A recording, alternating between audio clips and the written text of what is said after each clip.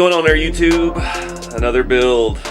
I kind of overloaded myself starting off this year. I've got kits piled up that I'm not going to be able to get to. So, as you saw in the beginning, this video is sponsored by Remote Control Hobbies of Orlando. My buddy Nick down there, I met him at USTE last year. He got in touch with me about this because I don't have any semis anymore. And apparently, semi-trucks are going to be a new addition to the Ultimate Scale Truck Expo, which makes sense. These are trucks, they're scale.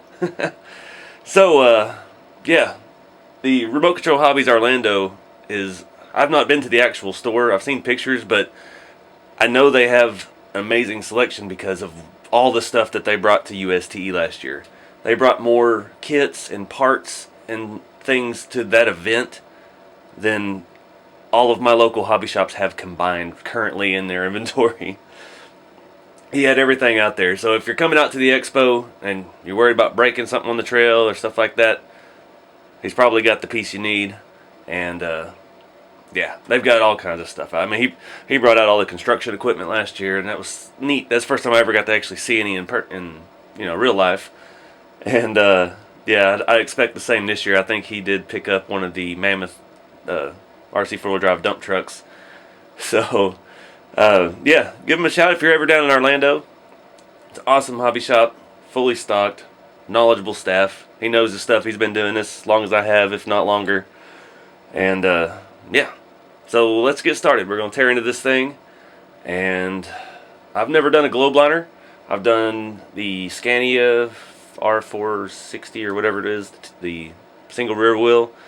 And I've done the King Hauler a couple times, but yeah, I have no clue what I want to do. You know, we can't just build it stock, so I don't have any ideas yet. Like I said, I've never even seen one of these bodies in person, so I'm excited to see this. I've got a little bit of experience with trucks since I work at the Peterbilt factory. We haven't built anything like this in a long time, but yeah, trucks are a big part of my life, so it just makes sense to have some of these again. It's just, they do get expensive. These kits do, you know, it's not the kit so much that's expensive, but then you buy bearings and your electronics, all the normal stuff you have to do, and then, well, it would be cool to have a trailer. The trailers can get expensive, and you start looking at custom stuff. RC4 Drive's got some awesome trailers, and yeah, there's just so much stuff for these.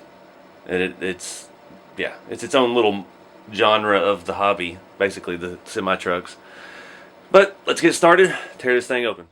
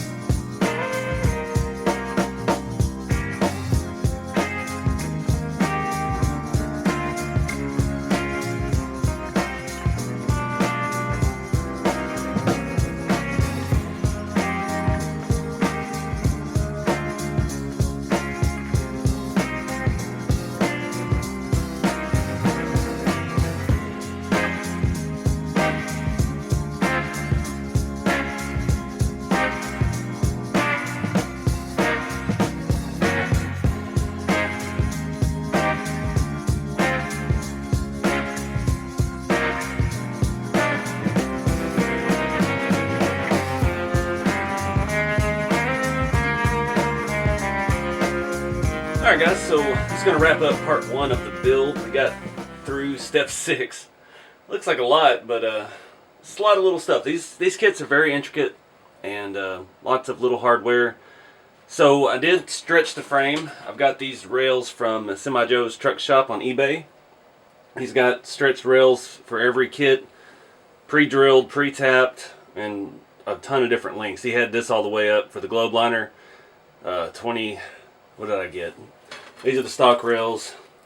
I think I added 2 inches. These are 19 and a half, I think. And these are 21 or 22. And he's got them all the way up to 30 inches. So, yeah, I didn't want to do too much with this. I've got a certain look in mind. The problem with these, I know everybody expects me to build a rat rod or some kind of wild custom semi, but with working with semi trucks, I've worked for Peterbilt nearly a decade, and really what excites me more about semis are the construction trucks, the heavy trucks, you know, things that are purpose built. I like different, you know, I get nerded out on Peterbilt. So this is not going to be lowered, it's not going to be chopped, it's not going to be rusty. I want to build a nice heavy haul work truck, kind of a vintage style. I'm afraid I'm not going to be done before USTE. Hopefully I can at least have a roller to take out, but I'm waiting on some wheels. I ordered them a couple weeks ago from China. Then all this coronavirus stuff and all the shipments are saying delayed, so I don't know if I'm going to get them in time or at all for that matter. But yeah, so I did add another cross member. The parts tree has extras of a lot of the chassis components for the different kits because it's how Tamiya rolls. So if not, I've got a box full of these somewhere. But I'm not going to need one. The only thing up here is the transmission, which I'm not looking forward to building. Those 3-speeds are massive and involved. But the next step for the next video is going to be the axles. These axles, not the most scale looking axles, but the way they go together and the way they're built, they're pretty solid. And they're excellent stuff. And I've got ball bearings already. So yeah, the rear suspension, old style. I don't even know what kind you would compare that to. It's kind of a new way Henry suspension mix. These plates look just like Henry brackets on like dump trucks and stuff. They use real heavy stuff, but those don't use a leaf spring. They use some rubber bushings, depending on the weight that it's set up for. But it's pretty cool. And like I said, these rails about 3 inches, 2 inches longer than the factory ones. I think with that big boxy cab up front, it's going to look good. But yeah, so that's going to be it for this one. Be sure to check out this video's sponsor. It's RC Hobbies, Remote Control Hobbies Orlando. Nick and the guys down there have probably the best selection I've ever seen in a hobby shop. They don't have just stacks and stacks of Traxxas. They've got stacks and stacks of scale stuff and construction equipment. All kinds of really awesome stuff. So there's a link in the video description. And yeah, you can come check them out at USTE. They're going to have a booth and they're going to have a ton of inventory out there. So yeah, support the guys that support the channel and keep it scale. I will see you all in the next video.